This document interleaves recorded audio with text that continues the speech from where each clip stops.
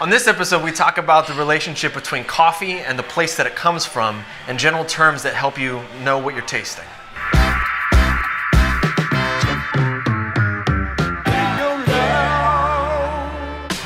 What's going on, everyone? We're back, Kendon and Dennis, here at Victrola. We're answering your questions, and we've got a great question here today from Laszlo. And before I read it, I want to let you guys all know that we're going to send Laszlo a free Victrola T-shirt because we're using his question. That's a thing we're doing now, is we're giving you a T-shirt for free. So Laszlo, you'll get an email from me to get your size and where we should send it. But we'll give that for free. If we use your question on the show, you get a free Victrola T-shirt. So send in your questions. Leave them in the comments or a direct message, however you like. But we've got a great question today. We're going to get into just a part of it because it's such a big world. But Laszlo asks, really love your coffee. Well, thank you. I've tried a lot of different beans from different roasters, but where do you think the best coffee beans come from? Africa, Central South America, Indonesia? What are the differences of the coffees between these regions? And thanks for reaching out. So thank you, Laszlo, for that question. This is probably about a book's worth of technical answers, but we're going to kind of do some broad strokes to kind of help get everyone started. And I think Dennis would love to answer a couple of the sections of that. Well, thank you. Yeah. And thank you, Laszlo, for your question. I'll start on that first part of it, of where do the best coffees come from, and I think it's the flavor of coffee, the body, the acidity, all those beautiful things that we love about coffee are very much an individual representation of where the coffee comes from. Right. It's the actual soil the coffee was grown in. It's the variety or cultivar of coffee that has been grown in a certain place. It is the growing conditions and that all goes back to where on this planet this coffee comes from. Right. And then it's really the care taken in the growing, harvesting, processing of the coffee, which is just a tremendous amount of human labor, and all of those things end up kind of giving us that potential in the coffees that we then get and roast.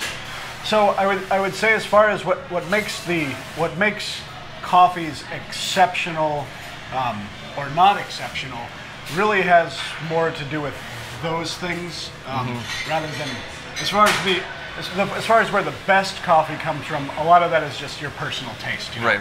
If you love coffees from Ethiopia, then maybe you think the best coffees come from Ethiopia. If you love Guatemalan coffee, the best coffees come from Guatemala. Right. I won't argue with any of those answers because they're great. love coffee from all over the place, and I think it has much more. The quality of the coffee has to do with the care taken. Right. Now there is a scoring, a grading scale that people will use. We almost never really talk about it on the retail, like when we're actually talking about it, just because it's more of. You can explain just a tiny bit about that maybe, but it's more of grading just the raw product, like the green coffee itself. Yeah, we utilize a scoring sheet. Right. The SCA scoring sheet on determining the quality of a coffee, and it goes along with our cupping protocol, and that's an assessment of quality. Right. There's not a relation of region to quality. You can have exceptional, beautiful That's what I wanted to get to. Yeah. From anywhere in the world, and you can have coffees that aren't so great from anywhere in the world. From the same even the crux. region. The crux is what is in a lot of ways what you start out with, but then that human interaction with the coffee, in terms of the labor and the care. The sorting of the coffee, the drying of the coffee, and that is all done by people at origin, and it's a tremendous amount of work. And the coffees that we get and that we share with you all, all of those beautiful things are largely a representation of exactly where that coffee came from, and they're all different. And we like them all differently. Amazing. It's like your children. Which one do you like best? Well, I like my second choice. Yeah, second one, right. So let's get a little bit more practical, though. Like I said, we could write a whole book on this, but in general, super general terms, if you're shopping on on a roaster's shelf, ask the barista first, because they'll probably know a lot more than just the label will tell you. But in general terms, if you want to start to kind of understand it a little bit, what are the big, huge, sweeping broad strokes that don't allow for nuance?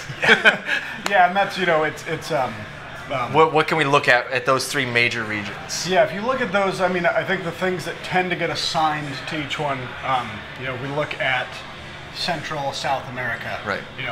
And words like milder coffees, balanced acidity. Right. Nuttiness, sweetness. Kind of in sometimes caramelly or chocolatey, yeah, depending sweetness on like caramel, chocolate Yeah. sweetness, dark chocolate. Some floral qualities, fruit qualities, a lot of times in kind of the citrusy range, but not necessarily a fruit-dominated coffee. Right. So stuff kind of like that. You move on, in Africa and East Africa and Central Africa, you start talking in terms a lot of times of very fruit-forward Right. and very bright, present acidity. So a coffee from Kenya might be incredibly bright acidity-wise, Right. and very, very fruity. Whereas you go back to like Central America, a coffee from Guatemala might also be very bright acidity because they're both high-grown coffees. Yeah. But it might be a little more rounded out by some lower tones and some like nuttiness and dark chocolate Yeah. rather than a really forward fruit character. Yeah. Right.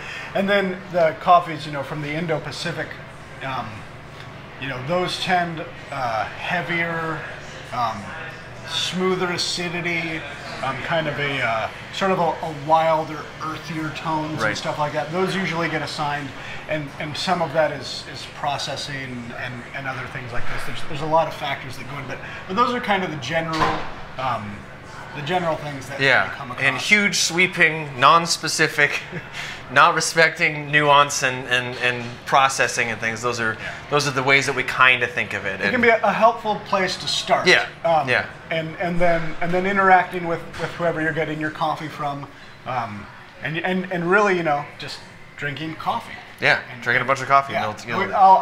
I'm always I'm surprised a lot of times, at a cupping table or drinking a coffee that, it's kind of what I thought of a region, or a farm or something like that, and something new jumps out, and it's part of the beautiful, fleeting and ever-changing world of enjoying coffee.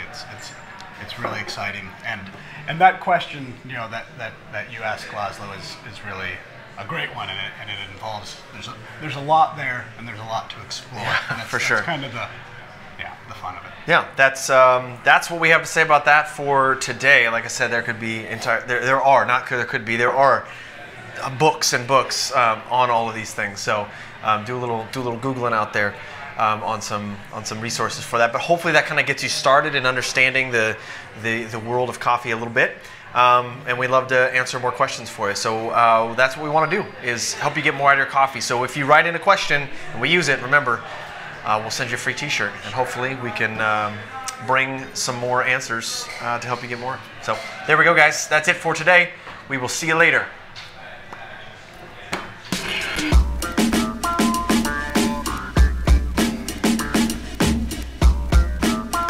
Talk about the difference between a coffee that comes from Central. God, now I'm thinking about it. I'm thinking about what you're gonna do. Central America. Central and South America. Or Bergomia.